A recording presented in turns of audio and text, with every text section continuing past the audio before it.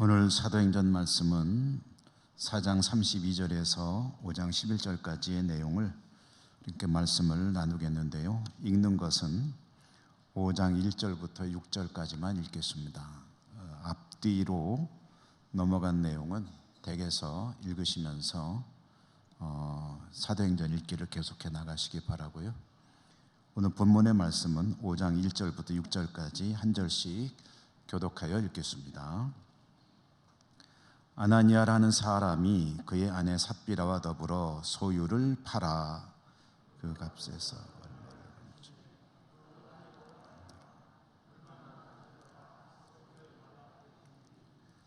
베드로가 이르되 아나니아야 어찌하여 사탄이 내 마음에 가득하여 내가 성령을 속이고 땅 값 얼마를 감추었느냐.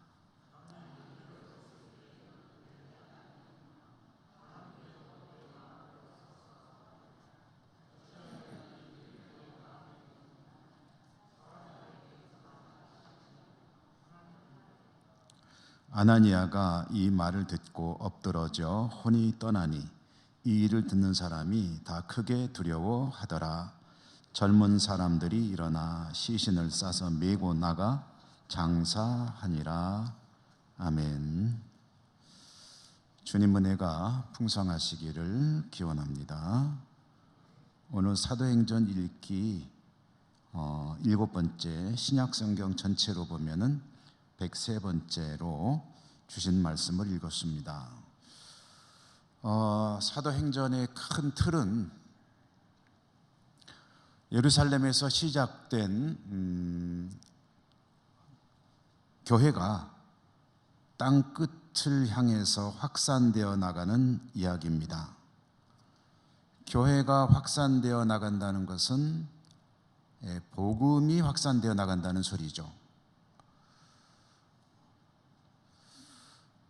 성경 전체의 줄거리로 보면은 하나님께서 이 땅에 천지를 창조하시고 이 땅에 에덴의 낙원을 또 만드시고 거기에서 인간과 함께 살려고 하셨습니다.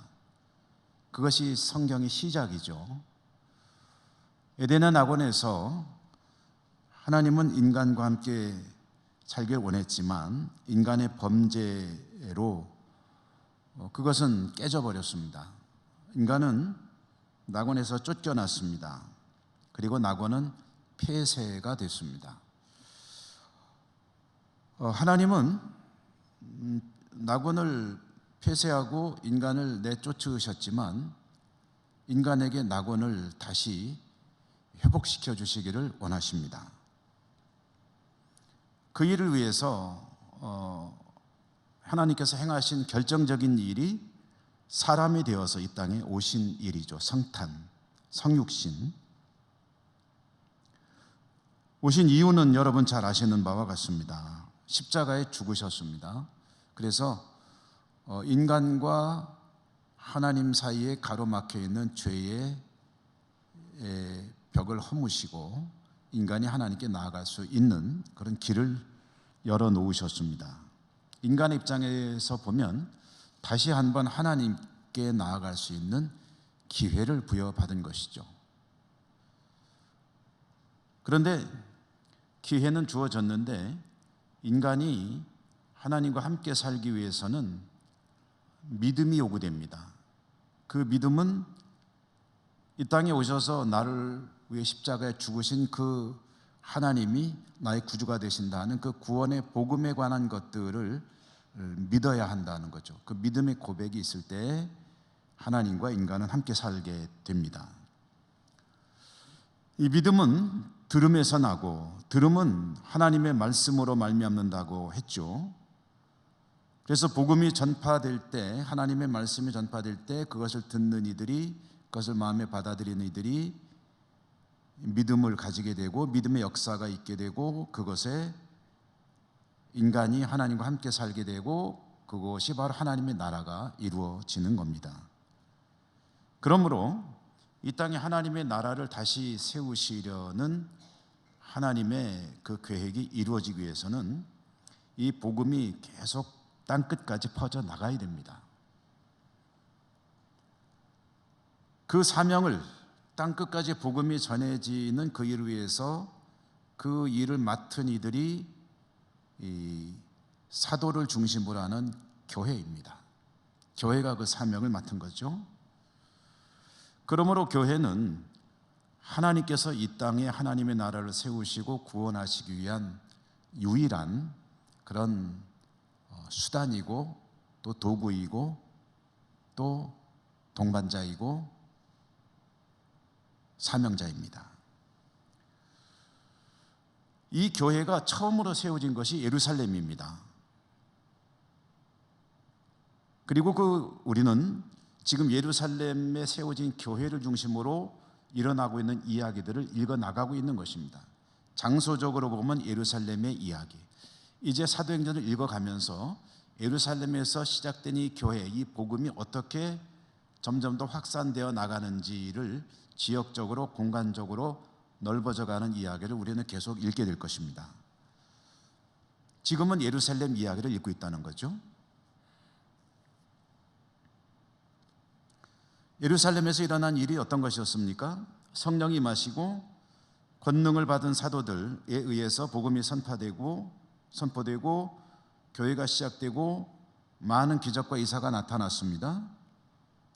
상징적인 사건이 성전 미문에서 40년이 넘도록 움직이지 못하고 구걸하던 지체장애인이 나사렛 예수의 이름으로 병이 치유되는 그런 기적의 역사가 있었고, 이것을 계기로 이제 또 반전이 일어나는데 교회를 향한 핍박이 시작이 됩니다.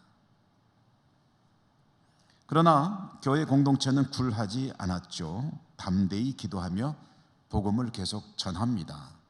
지금 예루살렘에서 일어나고 있는 이야기입니다. 그런 가운데 한 가지 사건이 이제 벌어지게 되는데 그것이 오늘 우리가 읽은 이 5장의 말씀입니다. 제목은 시험이라고 했는데요. 초대 예루살렘 교회가 가진 가장 두드러진 특징, 초대 예루살렘 교회에서 어쩌면 뚜렷한 특징이라고 할 수 있는 그 모습, 공동체 모습은 유무상통이라고 흔히 표현하는 말입니다. 유무상통. 이것은 교회 구성원들이, 성도들이 자기의 재산을 팔아서 교회에다가 내어놓습니다. 사도행전 우리 지금 읽고 있는 이 대목의 표현에 의하면 사도들의 발 앞에 두니라. 그러니까 자기 재산을 팔아서 사도들에게 위탁하는 겁니다. 위임. 이것을 가지고 하나님 뜻에 합당하게 쓰여지면 좋겠습니다 하고 이제 사도들에게 그것을 내어놓는 것이고, 이것은 물질을 초월하는 공동체가 이루어졌다는 얘기가 되죠. 여러분, 물질이 얼마나 우리에게 소중하기도 하지만 또 마음을 빼앗아가는 것입니까? 살아가면서 어쩌면 가장 중요한 것 중에 하나라고 할 수 있는 것이 물질이겠죠. 그런데 복음이, 성령이 강력하게 역사하니까 그것도 초월하는 공동체가 이루어지더라. 이것이 초대교회가 가진 강력한 힘입니다. 물질, 내 것, 네 것 따로 없고 이것이 우리 공동체를 위한 것이요 필요한 이들을 위해서 쓰여지면 좋겠다 하는 그런 자세는 어디 쉽사리 찾아볼 수 없는 일이죠. 그렇게 유무상통하는 교회 공동체가 이루어지고 교회는 박해에도 굴하지 않고 아주 뜨겁게 복음을 전하고 있었다 하는 건데요. 이렇게 유무상통하는 중에 있었던 한 사람의 케이스가 오늘 소개됩니다. 그 내용은 오늘 우리가 읽은 5장 바로 앞에 나오는 바나바 이야기입니다. 바나바 이야기는 안 읽고 건너뛰었는데요. 바나바 이야기를 잠깐 우리가 나누면, 바나바는 사도행전에 의하면 구브로라고 하는 섬에서 온 레위 부족 출신의 유대인이었다라고 기록하고 있습니다. 구브로는 보통 우리가 흔히 영어식으로 표현하면 사이프러스라고 하는 그런 지중해에서 가장 큰 섬입니다. 이 사이프러스 구브로에는 유대인들이 많이 살았던 곳으로 또 유명한데요. 이 구브로 사람인 바나바가 예루살렘에 와서 살게 된 것으로 보입니다. 그러니까 다니러 온 건 아닐 거예요. 재산이 있어서 그걸 팔아서 교회에다가 헌납을 했다고 하니까 아마 이쪽 지역에 예루살렘 부근에 재산이 있었고, 그렇다면 이미 이제 구브로에서 태어났지만 예루살렘에 와서 살고 있었던 사람일 것이다, 이렇게 볼 수가 있겠죠. 이 바나바라는 사람이 자기 밭을 팔았습니다. 그래서 그 판 돈을 사도들의 발 앞에 두었다. 좀 전에 말씀드렸지만 사도들의 발 앞에 두었다는 표현은 내가 드리는 이 재정이 사도들에 의해서 합당하게 쓰여지길 원합니다 라는 그런 뜻으로 갖다 이제 드렸다. 요즘 우리식으로 말하면 헌금했다는 거죠. 자, 여기서 이제 한 가지 조금 우리가 생각해보고 넘어갈 것 중에 하나는 그렇게 크게 중요한 문제는 아닙니다만은 오늘 내용이 좀 길지가 않기 때문에 이 내용을 제가 잠시 설명을 드리려고 합니다. 이 바나바라고 하는 사람, 바나바가 레위 부족 출신이라고 했죠. 레위 부족 출신이면은 원래 이 레위 부족은 제사장을 배출하는 그런 지파입니다. 12지파 중에. 그래서 제사장은 자기 재산을 가지지 못하도록 되어 있죠. 그래서 가나안 정복 시에도 여호수아에 의해서 땅이 분배될 때 하나님께서 레위 지파에게는 땅을 주지 마라. 나머지 형제들이 11조를 해서 레위 부족은 이제 생활을 할 수 있도록 하고, 레위 부족은 이제 하나님을 섬기는 일에 전념하라, 이렇게 명령을 하셔서 재산을 가지지 못하는 부족으로 알려지고 있는데요. 근데 그가 어떻게 재산을 가지고 있을 수 있었을까 하는 그것은 조금 이제 혹시 궁금해하시는 분들도 계실 수 있기 때문에 잠시 말씀드리면, 레위 부족이 다 제사장이 될 수는 없습니다. 제사장이라고 하는 섬기는 자리는 한정된 자리이고, 레위 부족의 사람들은 굉장히 많거든요. 그래서 제사장으로 섬기는 이들 외에는 또 기타 여러 가지 성전의 직무들을 맡아서 했습니다. 성전에 섬김을 위한 필요한 자리들이 많죠, 봉사 자리가. 그런데 그것도 한계가 있습니다. 그렇기 때문에 비록 레위 부족이지만 성전 일에 전적으로 매달리는 제사장 이외에는 성전의 어떤 일을 보거나 또는 성전 일을 안 보는 사람들은 경제활동을 했습니다. 그러니까 자기 사유재산도 가질 수 있는 거죠. 그리고 대체로 레위족 사람들은 교육을 많이 받았습니다. 그래서 지식 수준이 높았어요. 엘리트층들이 많았습니다. 그래서 이 사람들이 아무래도 마음을 먹고 덤벼들면 이제 경제적으로도 윤택한 그런 수준에 이르는 경우가 많았다고 합니다. 그래서 상당한 재력을 갖춘 사람들이 있었고, 아마 바나바도 그런 사람 중에 하나가 아니었겠느냐, 이렇게 추정을 하고 있습니다. 바나바가 얼마나 많은 재산을 가지고 있었는지 우리는 알 수는 없습니다만은 어쨌든 그는 자기 소유의 토지를 처분했습니다. 사도들에게 내어놓았습니다. 이런 사람들이 바나바 한 사람이 아니기 때문에 상당히 이런 사업에 효율적으로 쓸 수 있는 재정이 형성이 되고, 그렇게 하다 보니까 소문이 좋게 날 수밖에 없죠. 그래서 교회는 점점 더 부흥되어 가고 있었다. 이것이 이제 박해 속에서도 교회가 본분을 지키면서 할 일을 할 때에 교회가 부흥하고 있다는 이야기와 함께 이제 부정적인 사례가 한 가지 소개되는데, 그것이 우리가 오늘 교독하여 읽은 그 내용이죠. 역시 유명한 사람들이죠. 아나니아와 삽비라 부부. 이것은 상당히 안 좋은 케이스였고, 오늘 말씀의 제목대로 예루살렘 초대교회에 처음으로 나타난 그러한 시험이었다, 이렇게 말할 수가 있겠습니다. 교회 큰 시험거리였습니다.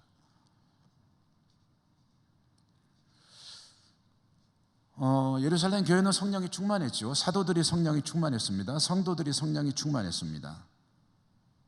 그런데 다 그러냐 하면은 그건 아닙니다. 어디 가나 다인 경우는 그렇게 많지가 않죠.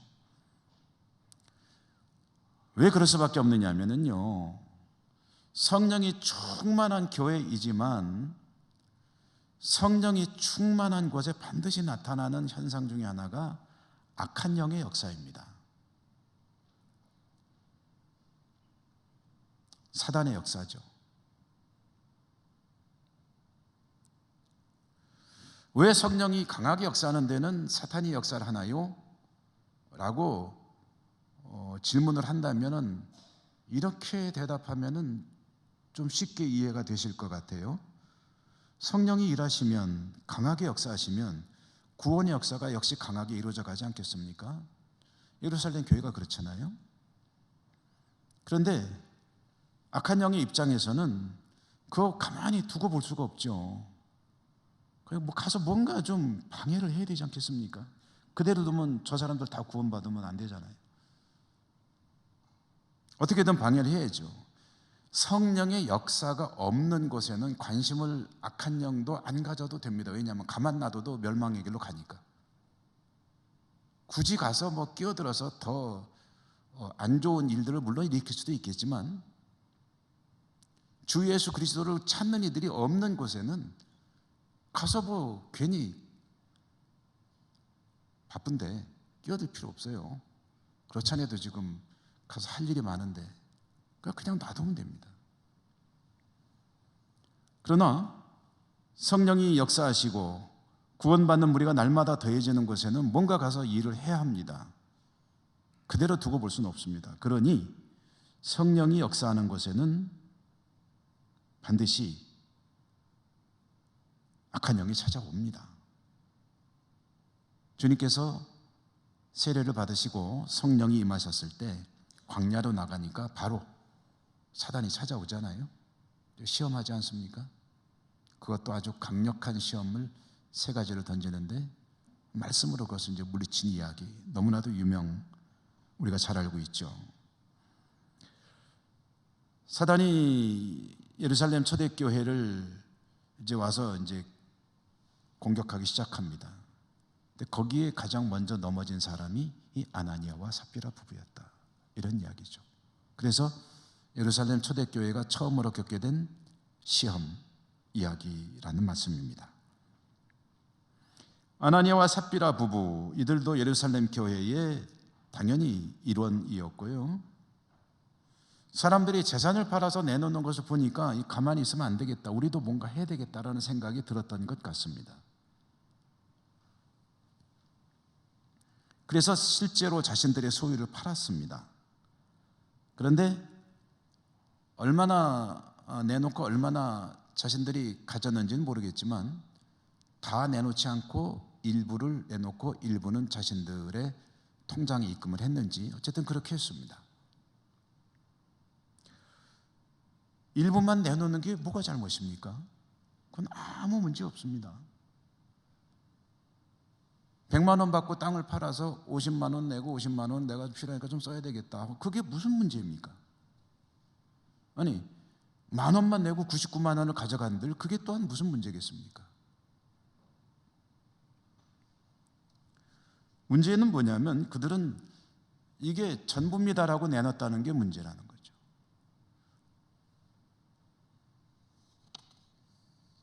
이유가 뭡니까? 왜 그러죠? 왜 이게 전부라고 내놓으면서 일부는 감춰놓고 이게 전부라고 내놓았을까요? 그게 교회 분위기이기 때문에 그렇습니다. 다들 팔아서 내놓는 것으로 보입니다, 이 사람들이 볼 때는. 그리고 혹시 안 그렇더라도 자신들은 가장 많이 헌신하는 것처럼 보이고 싶습니다. 이런 말이 있는지 모르겠지만 저는 이런 것을 이렇게 표현합니다. 허영심, 영적 허영심, 남들의 눈을 의식하는 마음가짐. 신앙은 하나님과 나의 관계 아닙니까?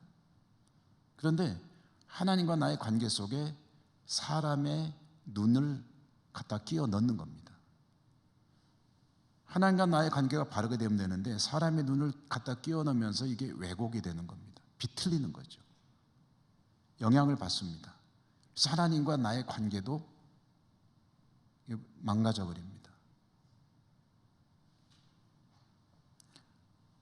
남들 보기에 내가 대단히 헌신적인 사람으로 보이고 싶은 그런 생각이 있는 거예요. 그러니까 아유 나도 이번에 그거 좀 팔았어. 그래가지고 다 갖다 헌금했어. 이렇게 한 겁니다. 가룟 유다가 주님을 팔아넘길 때 사탄이 그의 마음에 들어갔다라고 성경이 전해주는데요, 아나니아와 삽비라가 재산을 팔아 교회에 내어놓을 때 사탄이 그의 마음에 역사를 한 것이죠. 그래서 아깝다는 생각이 들게 한 것입니다. 아까우면 안 하면 됩니다. 안 하면. 성경에는 여러분 그런 말씀들이 여러 곳에 있습니다. 하나님은 즐겨내는 자를 기뻐하시니라. 과다, 내 수입의 비중이 얼마 퍼센트 이런 것은 중요한 게 아닙니다. 하나님께 물론 최선을 다해 헌신하면 더더욱이 기뻐하시지만 그러나 드리는 마음이 즐거워야 합니다. 하나님 너무 감사합니다. 이 모든 것이 하나님의 은혜요 은사입니다. 그러므로 하나님께 마땅히 드려야 될 부분을 제가 오늘 가지고 나와 올려드립니다. 저는 그 마땅히라는 말을 좀 자주 쓰는 편인데요, 당연히 하나님께 드리는 부분, 그것이 감사로 드리는 거거든요. 이것이 하나님께 주신 것이기에 하나님께 드립니다라는 그 표현. 그러니까 다 하는 것이 망설여지면 이번에 내가 좀 처분하고 말이야 좀 다 하고 싶은 마음이 있지만 요거 좀 필요한 게 있어서 이번에는 요것만 해야 될 것 같아. 좀 아쉽네 하면서 내놓으면 그 얼마나 훌륭한 헌신입니까? 그런다고 해서 자신의 위신이 깎이는 것도 아니고 신앙에 문제가 생기는 것도 아니고 아무 문제 없거든요. 하나님이 즐거워하시죠. 그런데 다 한다고 해놓고 일부만 한 것, 이것은 거짓인데 베드로가 이렇게 꾸짖습니다. 사람에게 거짓말한 것이 아니라 하나님을 속였다. 하나님께 거짓말한 것이다.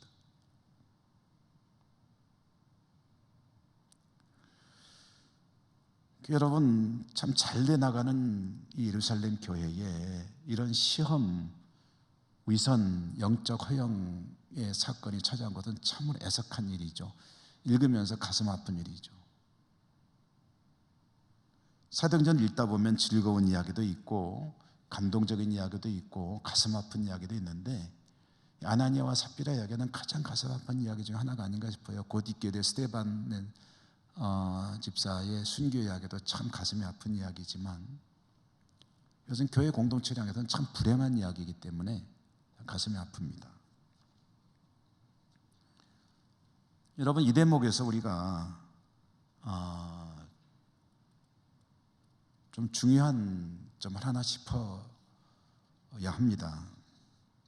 오늘 이야기는 주로 이 이야기를 드리게 되겠는데요, 하나님 앞에 정직해야 한다. 하나님 앞에는 정직해야 합니다. 이렇게 말씀드리는 저도 참 마음에 찔리는 게 너무 많은데, 사람은 잘 모를 수 있지만 하나님께는 숨길 수 있는 게 아무것도 없습니다. 하나님 앞에서는 드러나지 않을 것이 하나도 없습니다. 사람은 모르는 게 너무 많습니다. 속담에도 있잖아요. 10길 맞죠? 10길 물속은 알아도 한 길 사람 속은 모른다. 제가 몰라서 그런 거 아닌 건 아시죠? 죄송합니다. 근데요, 우리가 그걸 거꾸로 생각을 할 때가 많은 것 같아요. 거꾸로 행동을 할 때가 많은 것 같아요. 사람들에게는 나의 안 좋은 면이 드러나지 않도록 하기 위해서 굉장히 애를 씁니다. 나의 뭔가 좀 약점이 드러날까? 나의 어떤 부끄러운 점이 드러날까? 사람들이 그걸 아는 거를 굉장히 신경 써요.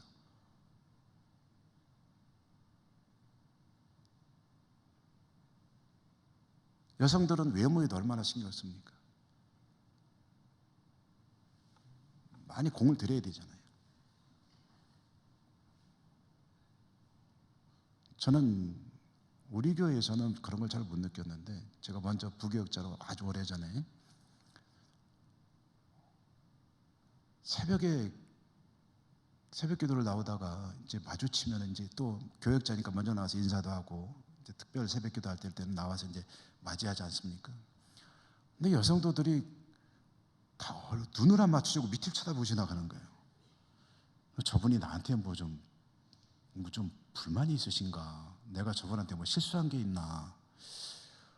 처음에는 굉장히 마음이 좀 괴롭더라고요. 여성도들이, 남자들은 그런 사람 없어요. 여성도들이 있다가 제가 탁 서서 인사하려고 그러면 인사 안 받고 그냥 이러고, 아니면 이쪽 보고 들어가던가. 그 나중에 알고 보니까 얼굴에 좀 이렇게 안 하고 오셔가지고 안 보여주려고 그러는 거라는 걸 제가 나중에 알았어요. 그래서 그다음부터는 시험에 안 들었습니다. 사람은 정말 애씁니다. 내 안 좋은 면이 안 드러나도록 하기 위해서. 그런데 하나님을 향해서는 그렇게 크게 의식하지 않을 때가 없지 않아 있지 않느냐.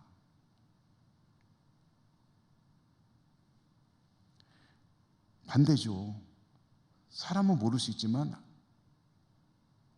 하나님은 다 아시는데, 그러니까 하나님 앞엔 감출 수가 없는데 하나님 앞에서는 별로 감추려는 노력이나 그걸 좀 그렇게 하지 않으려는 노력을 좀 덜하는 경우가 있고, 사람에게는 완벽하게 가리려 하고. 근데 이게 사실이요, 굉장히 중요한 문제입니다. 사람에게 뭔가 좀 내 좋지 않은 면이 드러난다 해도 그거는 뭐 용서를 구하고 또 그럴 수 있지만, 하나님을 속이는 것은 사실은 죄거든요. 그리고 우리는 죄를 두려워하는 것이 굉장히 중요하지 않습니까? 죄를 두려워하지 않는 것은 굉장히 곤란합니다. 물론 하나님이 용서하시죠. 회개하고 기도하면 하나님은 끝까지 용서하십니다. 자기 자신을 십자가에 못 박으면서까지 용서하시는 분이 하나님이십니다. 그렇지만 정말 하나님을 두려워하지 않는 그런 모습은 우리가 어떻게든 떨쳐내야 합니다. 지향해야 합니다. 하나님을 무서워할 줄 알아야 합니다. 갈라디아서 6장 7절 말씀에 보면 이렇게 사도 바울이 갈라디아 지역의 교회들에게 권고하고 있죠. 스스로 속이지 말라. 하나님은 업신여김을 받지 아니하시나니 사람이 무엇으로 심든지 그대로 거두리라. 아멘. 하나님 앞에 우리가 살아가는 삶이 있어서 우리는 이렇게 표현하면 되죠. 심는 것이 우리 일생이다. 무엇을 심느냐가 그가 거두는 것의 원인이 된다. 물론 하나님이 용서하시고 구원하시고 축복하시고 은혜를 베푸시지만, 이것은 사실은 어쩌면 하나님 앞에서 참 부끄러울 수 있는 그런 것들이 심겨지는 걸 수도 있다. 그것을 두려워할 줄 알아야 된다는 거예요. 아나니아가 베드로의 책망과 함께 쓰러져 죽었습니다. 하나님을 속이는도다. 죽었어요. 젊은 사람들이 아나니아의 시신을 들고 나가서 장례하였습니다. 그리고 3시간쯤 지난 후에 그 아내인 삽비라가, 부부가 같이 온 게 아니고 따로 왔거든요. 삽비라가 교회로 이제 그 공동체로 온 거예요. 여러분, 교회 건물이라고 생각하지 마십시오. 늘 말씀드리죠. 아마 솔로몬 행각이었을 것입니다. 성전 안에 있는. 삽비라가 들어왔습니다. 베드로가 들어오는 삽비라를 향해서 물었습니다. 이게 땅 판 돈의 전부냐? 전부인데요. 삽비라도 책망을 들었죠. 베드로가 외치죠. 역시 쓰러져 죽었습니다. 그의 장례도 교회가 치루었습니다. 자, 여러분, 삽비라에게는 또 이런 궁금증이 듭니다. 남편이 죽은 지 3시간 지났는데 부인한테 연락 안 했나? 교회가? 왜 연락 안 했지? 삽비라는 모르고 있었던 것이 틀림없는데 어떻게 모를 수가 있을까? 교회가 연락을 안 한 거는 뭔가 좀 그건 잘못한 거 아니야? 그리고 베드로도 그렇지. 남편이 죽었는데 들어오는 부인에게 아이고 삽비라 어서 오시오, 이런 일이 있었어 라고 하고서 뭔가 위로하고 그러면서 해야 되지, 들어오는 사람한테 이게 돈 전부냐? 라고 물어보는 건 뭔가 좀 이상하지 않습니까? 이 이상한 상황은 어떻게 설명해야 될까요? 그리고 왜 그랬을까요? 왜 연락도 안 해주고 그리고 들어오는 사람이 이렇게 모질게 대한 것일까? 여기에 대해서는 성경을 해석하는 이들이 여러 가지 이유를 생각하지만 제가 보기에도 가장 합당한 이유는 일단 삽비라와 아나니아가 같이 한 일이라고 보는 베드로가 남편의 죽음 소식을 알기 전에 삽비라에게 돌이킬 수 있는 기회를 주기 위함이 아니었겠느냐, 하나님의 심판을 벗어날 수 있는 기회를 주기 위함이 아니었겠느냐, 이렇게 해석을 하는데 그게 가장 맞는 것 같습니다. 남편이 죽으면 모르지만 자기가 잘못한 것을 한번 자기 입술로 정정할 수 있는 기회.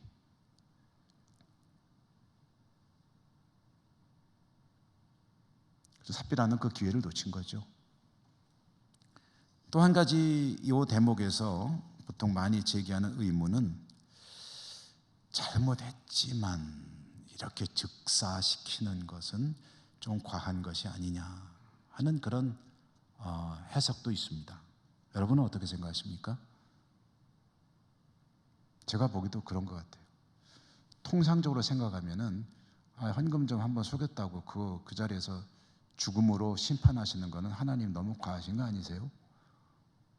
그러면은 성도들 중에 헌금 100% 정직하게 하는 사람이 얼마나 있을까?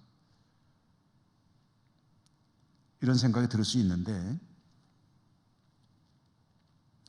여기에 대해서는 역시 성경 주석가들은 그 이유는 초기 교회 공동체의 순수성을 지키기 위한 하나님의 엄한 심판이 필요할 때였기 때문에 그랬다라는 해석이 역시 가장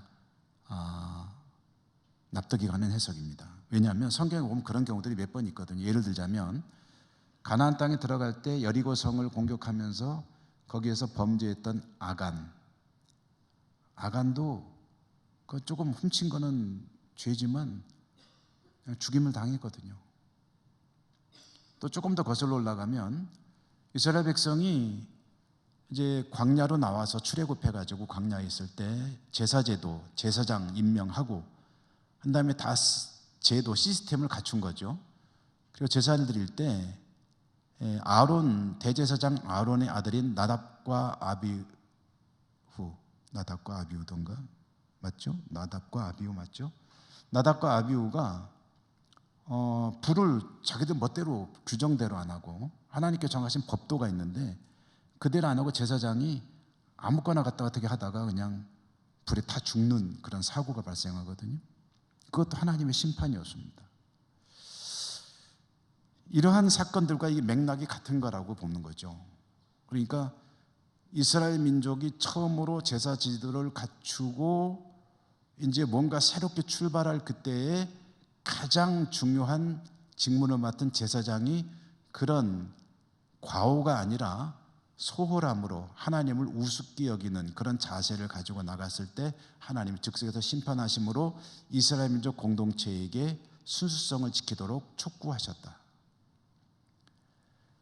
이스라엘 이스라엘이 가나안 정복 전쟁에 들어갈 때 여리고 성이 첫 번째 성이었는데 거기에서 죄를 지은 아간을 하나님께서 엄하게 심판하심으로 이스라엘 민족에 경고 메시지를 내리셨다.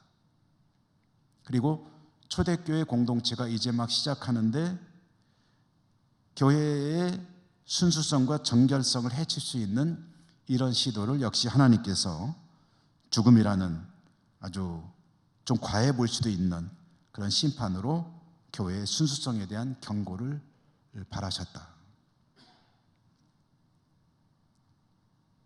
같은 맥락이다, 이런 말씀이죠. 여러분, 교회 공동체에게 꼭 필요한 것, 첫 번째로 가장 필요한 것이 무엇입니까? 라고 물어본다면 거룩성입니다. 정결해야 됩니다. 순수해야 됩니다. 교회가 거룩하다는 것은 세상과 다르다는 것입니다. 세상은 이렇게 기준을 세우고 움직여 나가더라도 교회는 교회만의 기준을 가지고 나아가야 한다는 거죠. 그 기준은 절대적으로 하나님의 말씀이죠.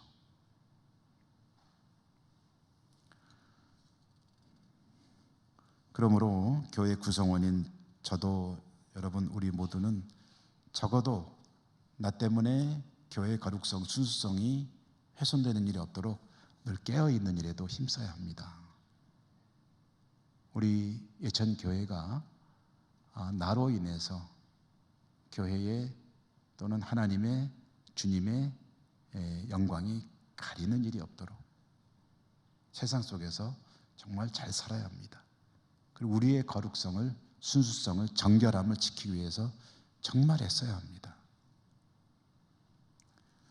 성령 충만한 예루살렘 초대교회의 첫 번째 시험, 성령이 강력한 역사 가운데 일어난 이 일을 하나님께서 이렇게 심판으로 매듭짓는 이야기, 그 다음에는 또 교회가 어떻게 되는지 그 이야기는 다음 수요일에 보도록 하겠습니다. 기도하겠습니다. 하나님 감사합니다. 오늘도 저희들을 예배 자리로 불러주셨습니다. 하나님을 예배하며 말씀의 뜻을 새겨보았습니다. 교회의 거룩성, 순수성, 정결성을 지켜나가고 성도의 본분을 잘 지켜나가고 특별히 하나님 앞에 깨끗하고 정직한 성도로 저희들의 신앙을 잘 이루어갈 수 있도록 더욱 축복해 주시옵소서. 성령님과 늘 동행하는 복된 삶이 되게 하여 주시옵소서. 예수님 이름으로 감사하고 기도드립니다. 아멘.